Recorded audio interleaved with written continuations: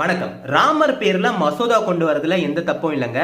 ஆனா மகாத்மா காந்தி பேரை தூக்கிட்டு இந்த மசோதாவை கொண்டு வரதான் பிரச்சனையே. அதுவும் கொண்டு வர மசோதா நல்ல விதமா இருந்தாலும் பரவாயில்ல, அதுலயும் ஏகப்பட்ட குளறுபடிகள். இந்த 100 நாள் வேலை திட்டம் சாரி இந்த புதுசா வந்திருக்க இந்த 125 நாள் வேலை திட்டத்துல என்னென்ன பிரச்சனை இருக்கு அப்படின்னு சொல்லிட்டு நான் ஒண்ணு ஒண்ணா போட்டு வைக்கிறேன் பாருங்களேன். முதல்ல ஒரு மாநிலங்களுக்கும் எவ்வளவு நிதி கொடுக்கலாம் அப்படின்றத மத்திய அரசு தான் முடிவு பண்ணுவாங்க அப்படின்னு சொல்லப்படுதுங்க. இதுக்கு முன்னாடி அப்படி கிடையாது. இந்த பழைய 100 நாள் வேலை திட்டத்துல நம்ம இப்ப தமிழ்நாடு இருக்குன்னா தமிழ்நாடு அரசு வந்து எவ்வளோ நிதி வந்து இந்த திட்டத்துக்கு கீழே வந்து நம்ம ஒதுக்கலாம் அப்படின்னு சொல்லி டிசைட் பண்ணி அதை மத்திய அரசு கிட்ட இருந்து வாங்குவாங்க. ஆனா இப்போ என்னன்னா மத்திய அரசு வந்து டிசைட் பண்ணுவாங்களா எவ்வளவு நிதி வந்து தமிழ்நாட்டுக்கு வழங்கலாம் அப்படின்னு சொல்லிட்டு. சரி, தோராயமா ஒரு 9,000 கோடி வழங்குறாங்கன்னு வச்சுப்போமே இந்த திட்டத்துக்கு கீழே. அதுலயே ஒரு ட்விஸ்ட் வச்சிருக்காங்க. என்னன்னா இந்த 9,000 கோடி இப்போ வந்து அவங்க இந்த திட்டத்துக்கு கீழே ஒதுக்குறோம் இல்ல இந்த திட்டத்துக்கு இவ்வளவு பட்ஜெட்னு போட்டிருந்தாங்கன்னா அதுல 60%, அதாவது ஒரு 5,000 கோடி வரைக்கும் தான் மத்திய அரசு ஒதுக்குமா. மீதி இருக்க 4,000 கோடியும் மாநில அரசு, அதாவது தமிழ்நாடு அரசு பாத்துக்கணும். சோ தமிழ்நாடு அரசுடைய ஒரு நிதி சுமையை இது வந்து உயர்த்ததுன்னே நம்ம சொல்லலாங்க. நிச்சயமா அந்த அளவுக்கு வஸ்ட்.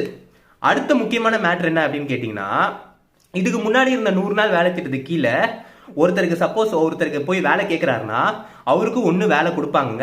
அப்படி இல்லைன்னா அவருக்கு வேலை இல்லாத அந்த காலகட்டத்தில் குறைஞ்சது மினிமம் ஒரு தொகையாத வந்து கொடுப்பாங்க, ஒரு கேரண்டியா.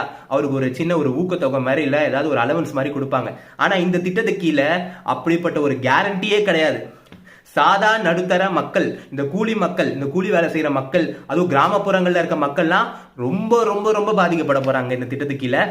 இதுல இன்னொன்னு ஒரு மேட்ரு, மகாத்மா காந்தியுடைய ஒரு கனவுனே சொல்லலாம், கிராமப்புற சுயாட்சி. இந்த கிராமப்புற சுயாட்சியை மொத்தமா செதுக்கி நொறுக்கிடுச்சுன்னு சொல்லாங்க இந்த புதுசா வந்திருக்க இந்த திட்டம். ஏன்னா இனிமே கிராமப்புறங்கள்ல கிராம சபைகள் வந்து டிசைட் பண்ண முடியாதான்.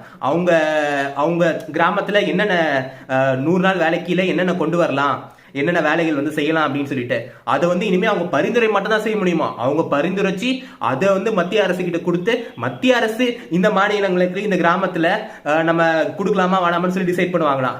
சோ மத்திய அரசு நினைக்கணும் இந்த கிராமத்துல வந்து நம்மளுக்கு வந்து இந்த வேலை கொடுக்கலாம் இல்ல இந்த இடங்கள்ல வந்து கொடுக்கலான்னு.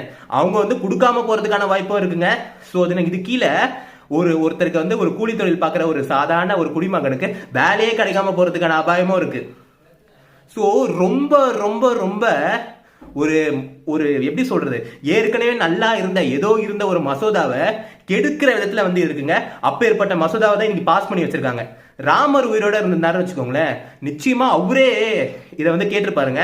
ஏன்னா அவர் ஒன்றும் என் பேர் வைக்கணும்னு சொல்லியிருக்க மாட்டாரு. மகாத்மா பேர்லயே இருக்கணும், மக்களுக்கு நல்லது செஞ்சா நல்லது நடந்தா நல்லதுன்னு சொல்லியிருப்பாரு. ரொம்ப வசதிங்க.